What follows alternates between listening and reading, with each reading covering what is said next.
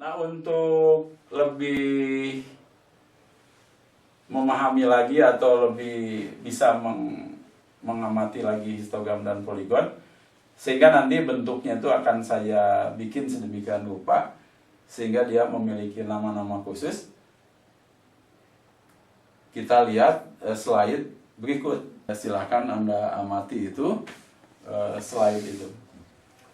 Nah, dari gambar yang saya sudah gambar untuk menyajikan data itu, orang statistika biasanya, tapi sebelum membicara ke sana ya, poligon itu poli banyak, gon itu segi, jadi segi banyak.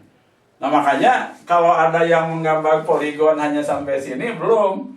So, poligon itu harus segi banyak, dan segi banyak itu harus merupakan kurva tertutup. Nah, ini agak matematis sedikit ini. Dan orang matematik yang belajar statistik harus paham ini. Nah, kurva tertutup itu poligonnya gini. Coba kita lihat ini sisi, kita mulai dari sini.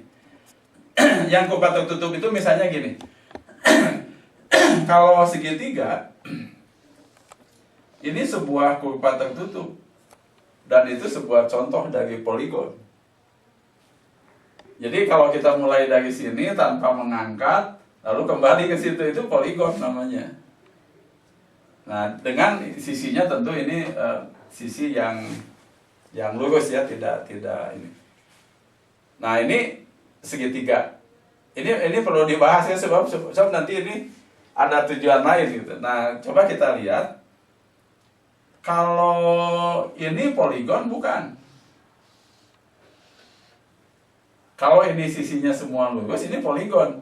Nah, poligon ini namanya itu segi 4. Atau dalam itu ada gon lalu 4 gitu. Jadi segi 4. Nah, kalau ini segi berapa? Nah, kita lihat ini. Ini 1, 2, 3, 4, 5, 6, 7. Nah, ternyata ini segi 7 poligon itu. Yang dibangun, yang luasnya sama dengan jumlah kelima diagram batang ini. Luasnya itu. Nah, itu jadi harus kurva tertutup. Nah, lalu orang statistika biasanya nggak mau poligonnya itu dibiarkan seperti ini gitu. Mereka lebih suka menggambar poligon itu dijadikan sebuah kurva yang mulus. Nah, sehingga seringkali kita ini misalnya ini dibuat dengan menggunakan atau memuluskan kurva ini seperti berikut. Jadi ini lalu begini. Nah, jadi maka akan muncullah kurva dari sebuah distribusi. Jadi asalnya itu dari poligon. Sebuah kurva di dalam statistika itu. Sehingga ketika kita memiliki sebuah kurva, coba ini kita lihat ya, ini cenderung banyak yang jelek atau banyak yang bagus? Anda lihat, ternyata ini banyak yang jelek kan? Nah, ini kurva yang seperti ini, namanya ini kurva yang namanya itu miring positif. Jadi kalau banyak yang jelek itu namanya miring positif. Seperti Anda lihat di sini kan nilai itu berkumpul di skor-skor yang rendah gitu. Nah, kemudian dari slide yang tadi coba Anda bisa menebak kira-kira ini kurvanya masih miring positif atau miring negatif.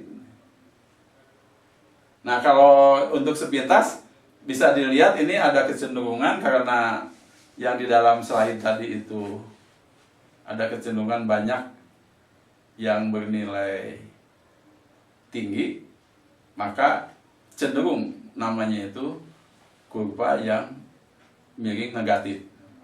Jadi kata negatif dan positif di sini terapkan secara berbeda kan. Kalau positif biasanya bagus, kalau negatif biasanya jelek. Kalau di sini enggak. Yang namanya miring positif itu di mana skor itu berkumpul di skor yang kecil.